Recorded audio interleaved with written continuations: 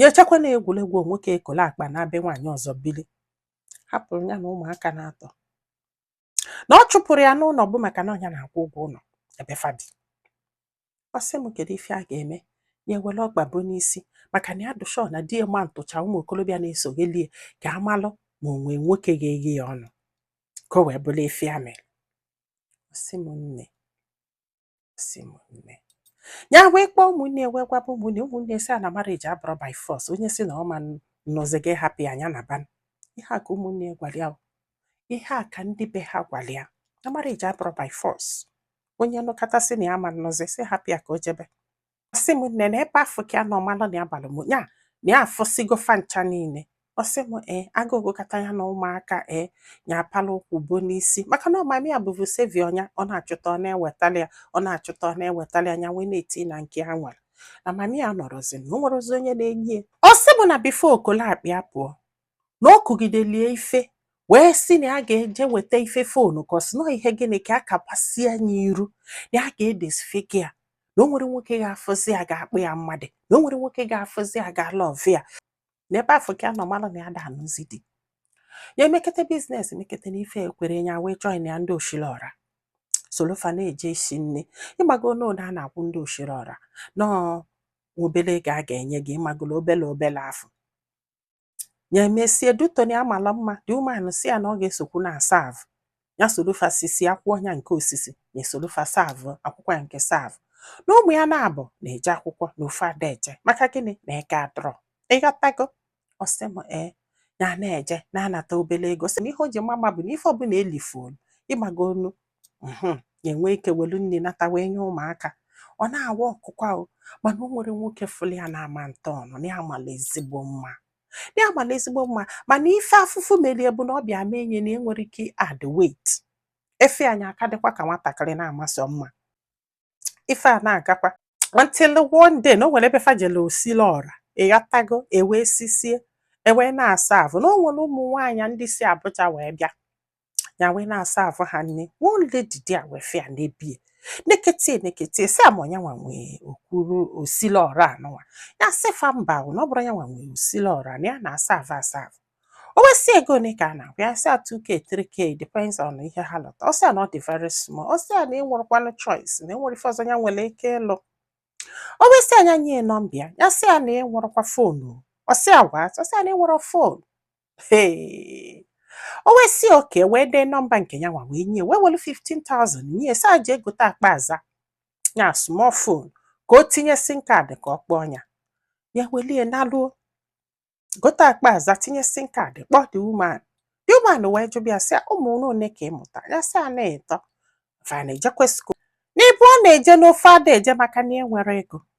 O wesi ya na ya je eti ụmụaka niile afọ na school o sendị ala ego kwụọ ụgwọ ụlọ nyebie ego ya ka otu ude ya take care of her ego si n'elu na-ada si n'ala na-ada every time this woman na-akpa ya sị na ọ mala mmadụ egwu na mma ọ mala how God kedu ụdị mma bụ ife a na ekpechebe mma na mma ga-abụ akwa nsa.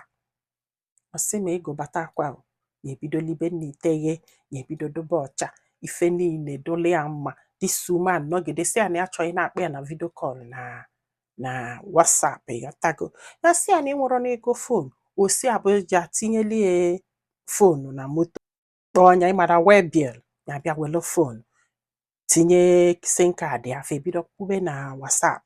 Ọ sị m ife niile na-agali ya. Ọ sị m na ife a bụ I think 8 months ka 7 months ya na this woman na-enyegide gị ego megide lie ife ọma na ya nọzi n'elu.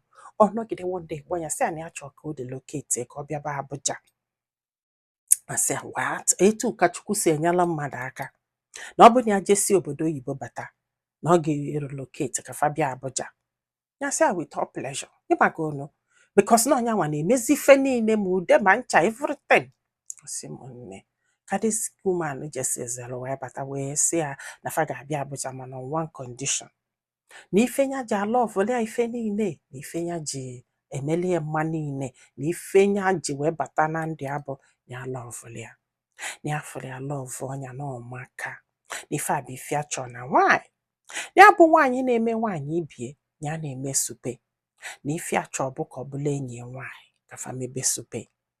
Ọ sị m nne ihe nke a wee dụ ka ara anọ n'elu wee nyụọ gbalị ijijighalị. Ya sị ya ọ sị ya ya sị ya na ya mara ka esi aghụ aka. Ọ sị ya na ya ga-akụzili ya ife ọbụla just ya si yes na ọ sị yes na ihe ndị anụnwanya megolie ebuje n'isi isi like na mbido ka a na-ebido just gị kwelu n'ife otukwu ka ilibe nne.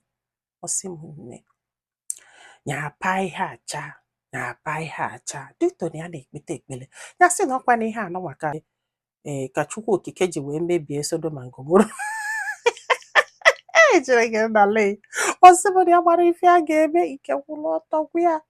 Ya sị ya ma obi na ya ma mmenwukwe n'ihe a na ya ma mmenwie so na-ayị ya ajụ so na-ese ndị friends ya ha na-akpọ ya na fonu na-ayị ya sị ya try it first ọ bụza na ịlaikịrọ ikwuo na ịlaikịrọ. Ọ sị m na ya mara ebe a ga-ebido wee ghọba aka na ya mara ebe a ga-ebido. Ya sị ya mba ịghọtago si o wee nọgidezie wobe iwo. Ya that woman wee wobe iwo wee sị ya na ọ bụ na ọ chọrọ ịghọ aka na ihe niile ya melie ma ego niile ya nyegolie ma nke a jikwa ụgwọ ụlọ ma nke a mere ụgwọ akwụkwọ everything including the phone ọ ga-akwụghachi ya back. Send ya phone ya back. Go back to your poverty nke nwa life nke ọ bụla ife chọrọ. Ọ sị m nne ike kwụrụ ọtọ gwa ya kedu ebe a ga-ebido.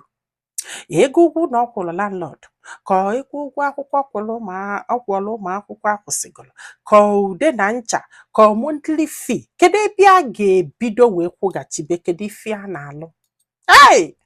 nye wela aka ndị ya ọdịsoma jụọ ya wee chekwube ndị enyi ya wee kọbalafa. Enyi nwaanyị asị ya na ịbụ ezigbote mma gị kwalụ gị jee ghọba aka ịghụ ọghọ ịgbalụ ka esi agụ and live a good life.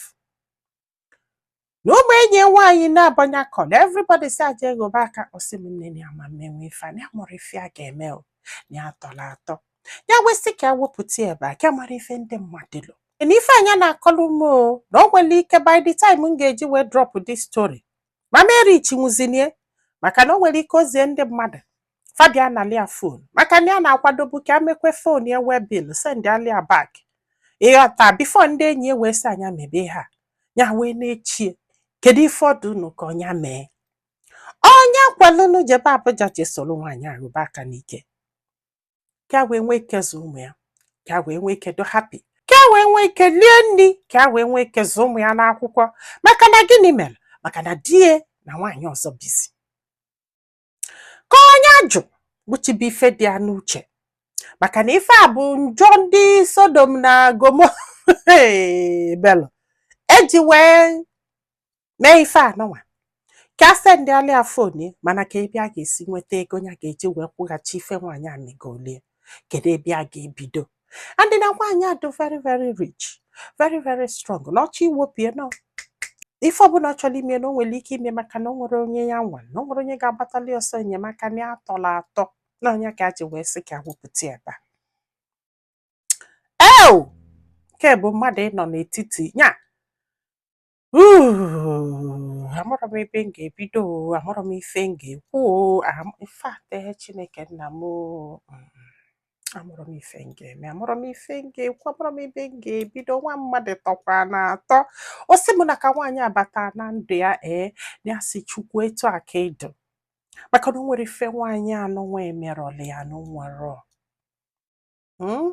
ya love bagie mana ya da love ya ga side afọ ọ na-eje until ife a wee mee wee kwuo ife bụ uche.